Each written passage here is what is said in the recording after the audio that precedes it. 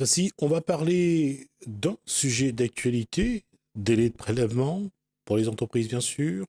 On parle prélèvement à la source, mais là, c'est pour le, je dirais, pour le salarié, et on parlera aussi du travail au noir. En tout cas, on va parler de la vie de l'entreprise dans les plus de l'économie.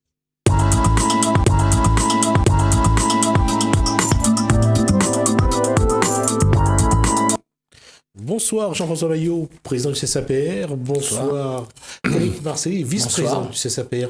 La... Alors, qu'est-ce qui actuellement marque le plus? Est-ce qu'on parle du prélèvement à la source ou on parle du délai de paiement ou finalement du travail au noir? Qu'est-ce qui est le plus, je vais dire, plus brûlant comme sujet? Tous les sujets sont brûlants, je crois, actuellement. On pourrait même en rajouter plein. Par exemple, pour nous, localement, la route des Géraniums. On pourrait rajouter aussi on va rester sur deux. les handicapés, non, on va parler tout ça, les allocations. Donc, on va parler d'entreprise. D'abord, le prélèvement à la source, c'est un plus, c'est un moins, finalement, pour la vie de l'entreprise. Bah écoutez, pour nous, oui, ça va changer. Oui, puisqu'on aura peut-être des frais supplémentaires avec notre comptable, et voire même peut-être au niveau de l'URSSAF. Mais le pire là-dedans, c'est qu'aujourd'hui, déjà, on a du mal à trouver des gens qui veulent travailler. Et ces gens qui travaillent aujourd'hui, qui verront leur fiche de paye, leur salaire net diminuer, je pense pas que c'est une bonne chose pour pouvoir recruter des employés. Donc, effectivement, bon, c'est vrai que c'est pas mis encore en place puisque c'est remis en cause par le gouvernement elle-même. Donc, Darmanin avait dit que ça pourrait s'arrêter et maintenant c'est lui qui insiste en disant ça sera prêt à temps. Voilà. Non, mais notre gouvernement a tellement l'habitude de nous emmener à droite, nous emmener à gauche, dans les chemins tortueux. Macron a été élu, Eric Marcelli. Ouais, mais c'est leur habitude, ça. Ils font des mensonges. D'accord, ils nous manipulent et après, on se trouve confronté directement, on est au pied du mur. Qu'est-ce qu'on fait? Mais le prélèvement à la source pour les entreprises, comme disait Jean-François, ça va avoir un coût de entre 200 et 300 euros par mois en plus. Où est-ce qu'on va tirer encore cet argent? Il faut savoir que le prélèvement à la source, pour ceux qui sont fonctionnaires, pour moi, ça ne me dérange pas, puisqu'ils sont payés directement par le Trésor public. Mais nous, pour les petites entreprises, comment ça va se passer? Et c'est là que ça pose difficulté. Alors justement, est-ce qu'il y a déjà eu des informations? Est-ce qu'il y a déjà eu des documents de Bercy pour vous expliquer le dispositif aux entreprises? Il n'y a pas vraiment de documents qui circulent au niveau de notre comptable. Il n'y a pas. Pour l'instant, il y a une rétention d'informations, je trouve. Parce qu'à mon avis, il y a une rétention d'informations, tout à fait.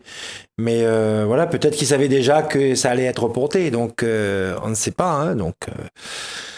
Alors, on verra bien. Sur la mise en place, qu'est-ce qu'aujourd'hui il faut craindre ou espérer dans ce dispositif? Moi, je crains tout simplement que ce soit repris par l'URSSAF et qu'on verra apparaître en plus sur une ligne, sur les bulletins de salaire, une contribution de taxes pour le prélèvement à la source. Ça veut dire que l'URSSAF pourrait faire payer à l'entreprise sa prestation? Bien sûr, il ne travaille pas gratuitement. C'est pas plutôt au Trésor qu'il faut qu'il facture sa prestation? Non, c'est sur l'entreprise, comme d'habitude. Le Trésor, il va tirer l'argent où ça encore? Sur l'entreprise.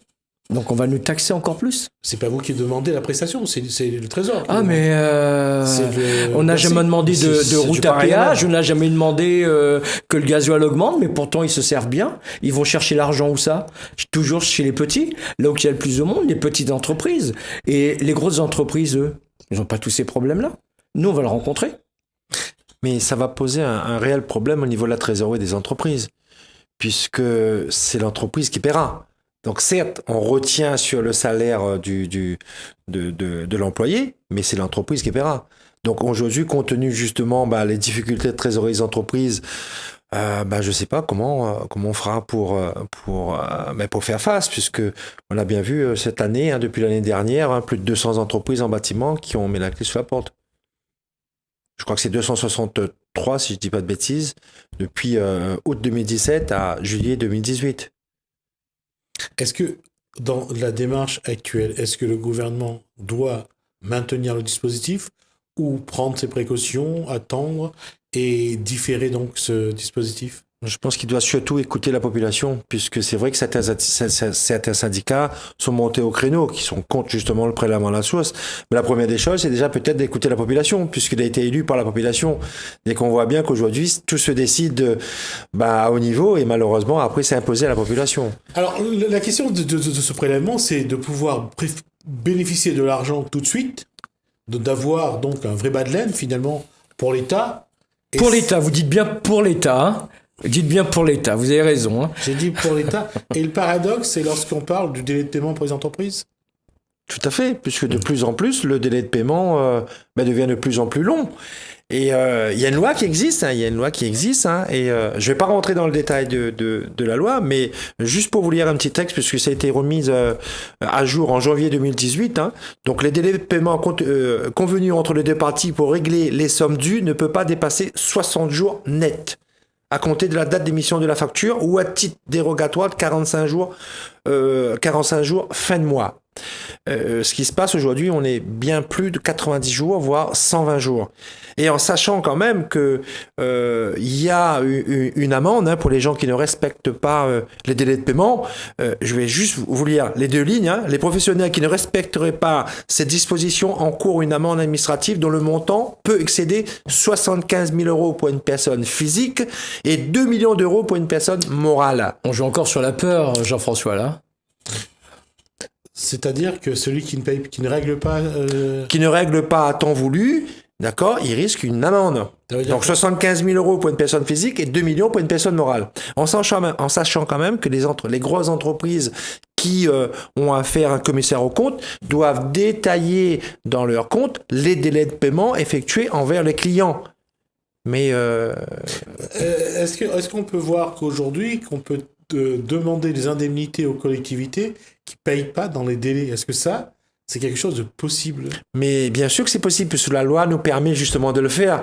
Mais on connaît bien Créole comme on a peur. Si aujourd'hui ça dénoncé puisqu'il n'a pas été payé à temps, demain il n'aura plus de travail. Donc c'est pour ça qu'on reste toujours dans un système où l'élu prend toujours le dessus, puisqu'il n'y a pas de dénonciation, et donc on n'y peut rien. Bon, moi je reçois un courrier d'un organisme la semaine dernière, d'un opérateur social à La Réunion, qui me rappelle les conditions de réalisation de travaux pour les différentes tranches. Et en sachant qu'aujourd'hui ce même opérateur nous paye dans des dossiers un peu bien spécifiques avec des cofinancements État, et départements et régions qui nous payent aujourd'hui à plus de 90 jours. Et 45 ou 30. Voilà, tout à fait. Donc aujourd'hui, on est en train de nous rappeler justement les délais d'exécution, mais on ne nous rappelle pas les délais de paiement. Donc, vous voyez, il y a un problème. Et d'une façon générale, les entreprises ne manifestent pas, puisqu'ils ont peur. Alors, justement, on le voit, c'est un problème de trésorerie, c'est un problème d'exécution, de prestation. Finalement, à chaque fois, quand on regarde, c'est toujours l'État qui prend ses aises et c'est toujours les entreprises qui se retrouvent... tout à fait, mais le pire là-dedans, vous savez, aujourd'hui, j'ai passé un coup de fil, puisqu'on est à plusieurs entreprises, justement, concernées par cette problématique de délai de paiement. Je passe un coup de fil à l'organisme pour mieux connaître le fonctionnement des travaux, des délais de paiement. On m'a répondu tout simplement. Vous savez, aujourd'hui, ce qu'ils font, ce qu'on nous met chantier aujourd'hui. Donc, c'est-à-dire, à ce moment-là, il y aura une facture qui s'appelle une facture de déblocage du prêt. C'est quoi la facture de déblocage du prêt? C'est tout simplement parce que ce prêt n'a pas été encore demandé. Donc, ça veut dire aujourd'hui, on emmène un technicien sur le terrain, voir une famille pour faire l'ouverture d'un chantier et demander à l'artisan de commencer les travaux, mais à côté, le prêt n'a pas été encore demandé. Mais c'est grave. Et à aucun moment, on est au courant justement que s'il y a un problème dans le dossier, puisqu'il s'avère là, dans les derniers dossiers, il y a eu des problèmes de dossier, donc délai dépassé, donc ils sont obligés de recommencer la demande de prêt, donc ça va courir toujours, entre 30 et 90 jours. Donc au final, on peut se retrouver avec un paiement 120, 180 jours et voire plus. C'est facile de mettre tout sur la faute de l'État. Nos élus, nos responsables ne prennent pas leurs responsabilités. et ils rejettent toujours la faute sur quelqu'un d'autre. C'est jamais eux. C'est toujours la faute de l'État. Mais qu'est-ce qu'ils font, nos élus, pour ça? Pour aider la Réunion? Ils ne nous aident pas, au contraire, ils nous enfoncent de plus en plus chaque jour. Tout est en train d'exploser, que ce soit socialement, économiquement, l'environnement aussi. Hein, tout ça, c'est en train d'exploser. Mais qu'est-ce qu'ils font? Ils attendent quoi? Qu'une révolte du peuple complètement? Qu'on aille les chercher et ensuite décapiter leur tête? C'est ce qu'ils veulent. Il faudrait qu'ils se réveillent, que le peuple se réveille, que nos élus se réveillent, que les décisions qui sont prises à Paris ne sont pas forcément bonnes pour la Réunion. Donc nous, on a besoin de trésorerie. Donc que les règles soient respectées aussi bien par eux. Comme ça évitera aussi tout le travail au noir. J'ai vu la semaine dernière dans la presse, au niveau du travail au noir, on n'est pas aidé du tout.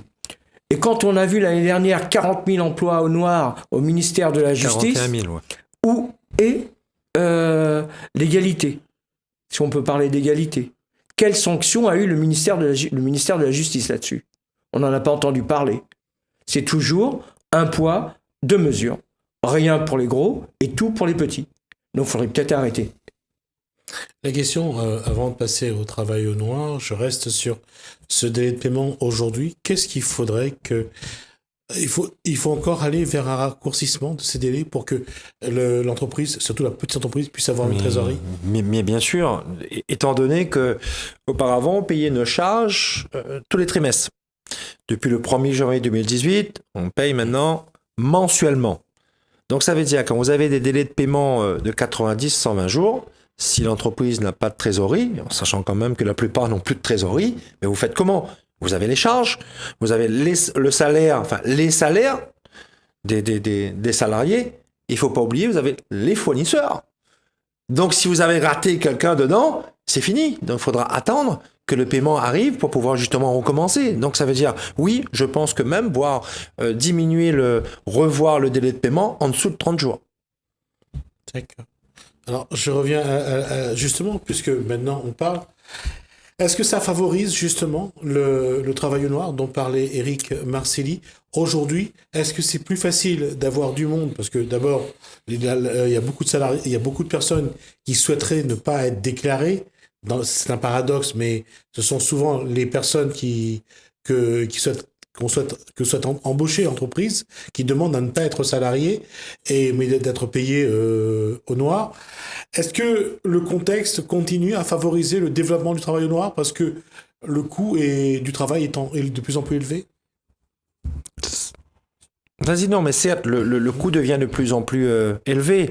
Maintenant, je dirais clairement, c'est vrai que moi, je ne suis pas pour le travail au noir. D'accord? Pour X raisons, puisque c'est vrai que on n'a pas de sécurité, même que on n'aura pas de couverture sociale, on n'aura pas de retraite, même qu'il n'y a pas grand-chose en retraite. Mais c'est vrai que le système de l'État aujourd'hui force les gens justement à tricher.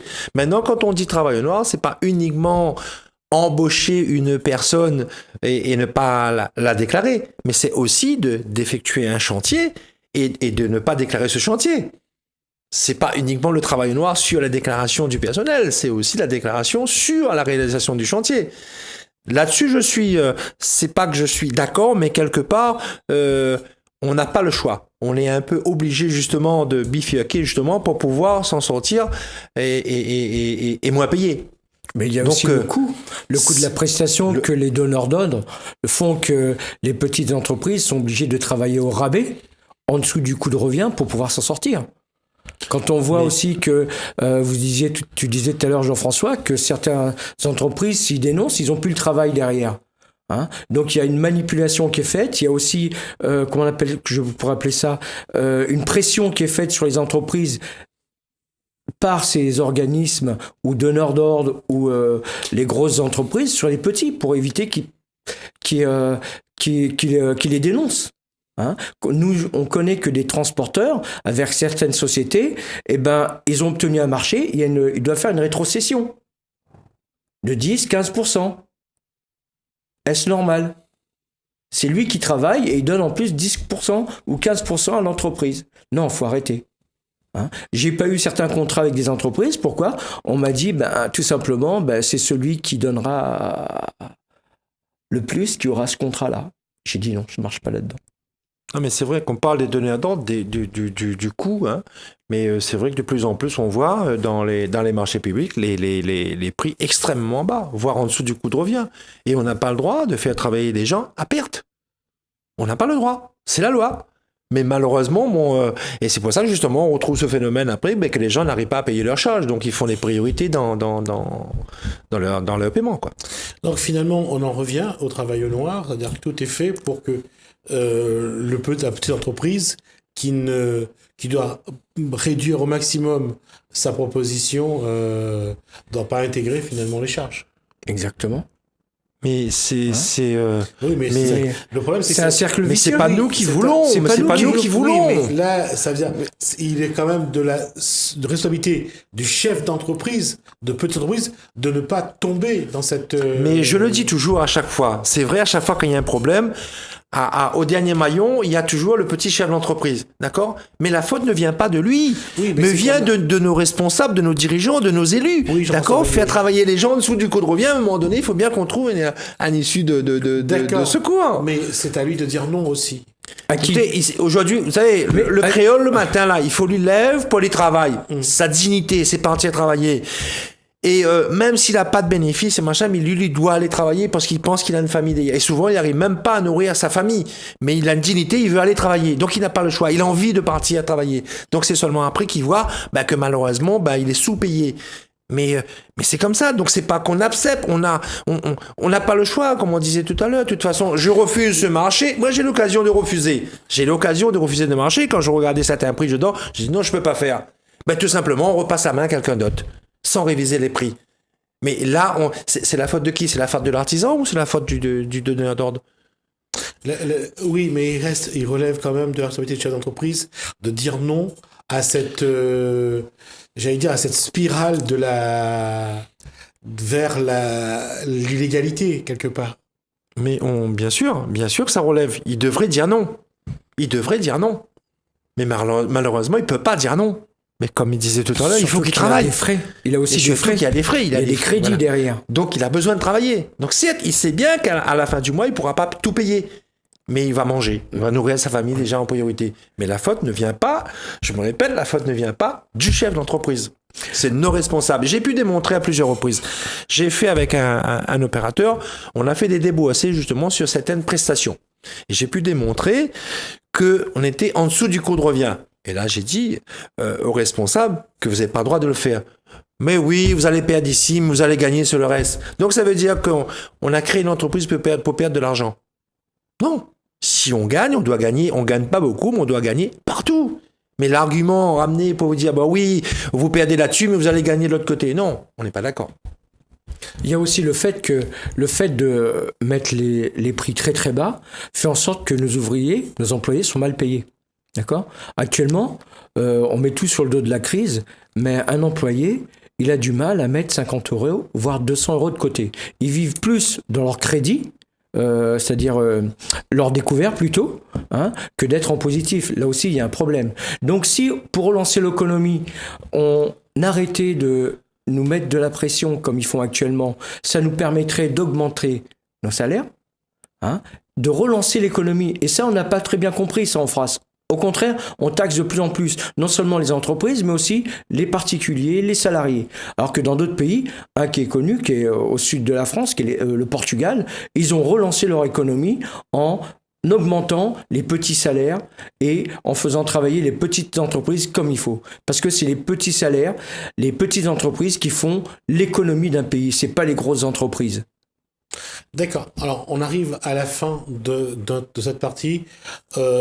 On reviendra dessus. En tout cas, on verra de toute façon quelle sera la position du gouvernement concernant le prélèvement à la source. On verra sur le délai de paiement et on reviendra aussi sur les raisons du développement du travail au noir. Et on verra un petit peu aujourd'hui si vraiment l'entreprise, la petite entreprise qui est au bout de la chaîne, est vraiment la vache à lait, la victime d'un système économique qui de plus en plus le pressurise et lui impose beaucoup de taxes et beaucoup de responsabilités. Merci Éric Marcelli du CSAPR, merci donc à Jean-François Mailloux également du CSAPR.